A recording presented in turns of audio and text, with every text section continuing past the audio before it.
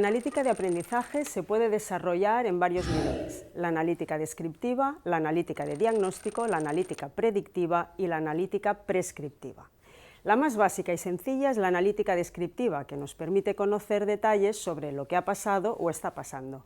Aportando más valor tenemos la analítica de diagnóstico, sobre el por qué ha pasado, y la analítica predictiva sobre aquello que puede pasar con un grado de fiabilidad razonable.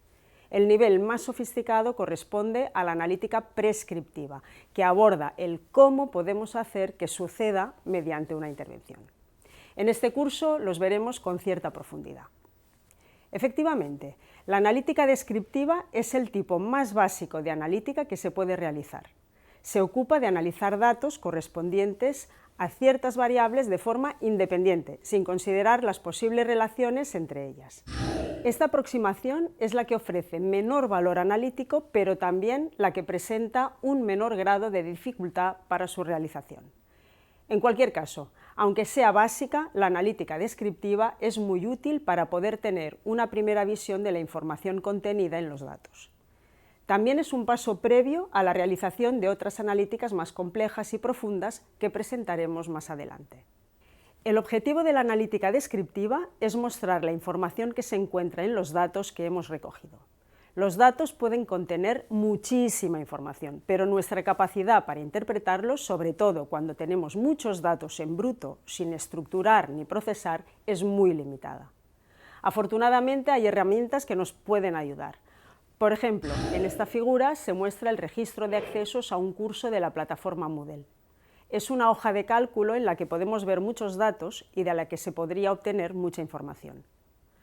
Pero en este formato, ¿qué podemos descubrir a partir de ellos? Podríamos contestar a preguntas del tipo: ¿cuántos estudiantes realizaron cada una de las actividades disponibles? ¿Qué estudiantes dedicaron más y menos tiempo a hacer una actividad concreta? ¿Qué pruebas han sido más difíciles? ¿Y las más discriminatorias? Utilizando los datos en bruto del registro de Moodle es muy difícil responder a preguntas como estas. La analítica descriptiva utiliza herramientas para procesar los datos y ofrecer respuestas concretas.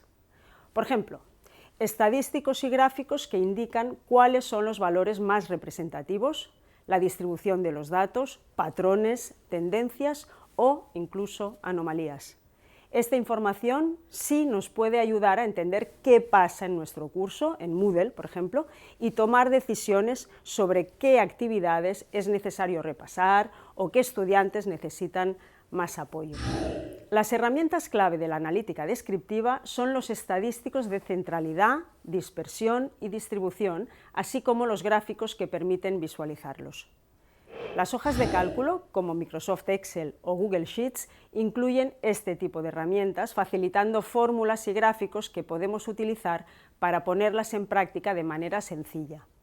En el caso de Microsoft Excel, disponemos además de las tablas dinámicas, muy útiles para realizar agregaciones y resúmenes de datos. En esta imagen podemos ver una tabla dinámica con la que se han resumido los datos del registro del curso de Moodle que vimos antes, mostrando los accesos por estudiante y día del curso.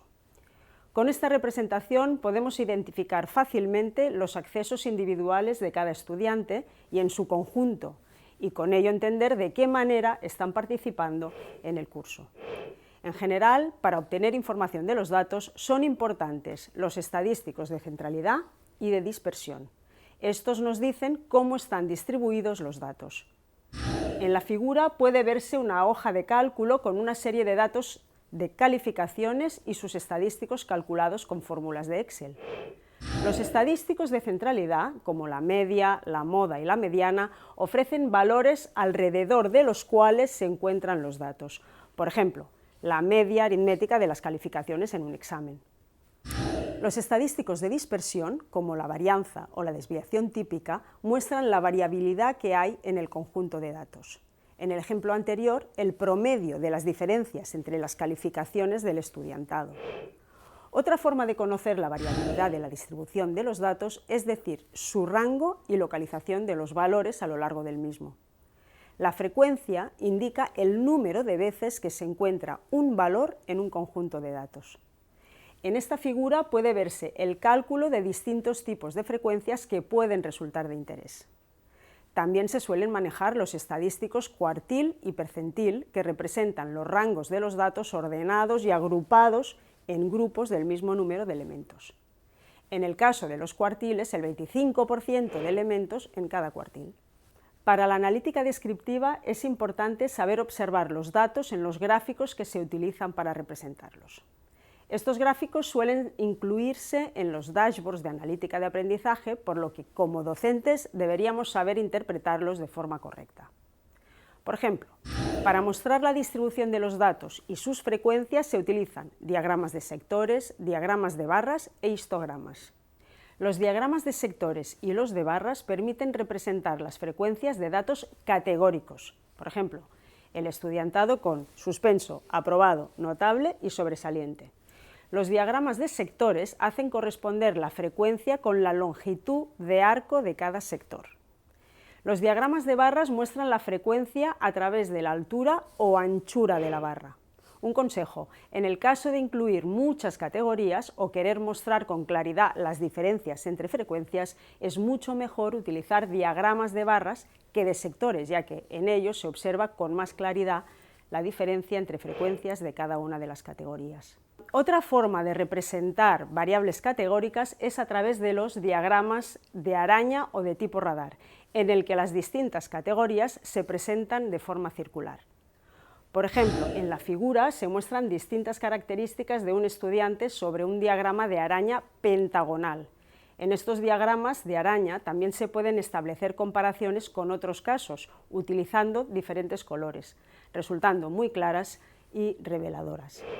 En caso de que los datos sean valores numéricos que se distribuyen sobre un intervalo, por ejemplo, el número de estudiantes que han dedicado un tiempo determinado a realizar una tarea, se utilizan diagramas parecidos a los de barras, los histogramas, que no son de barras.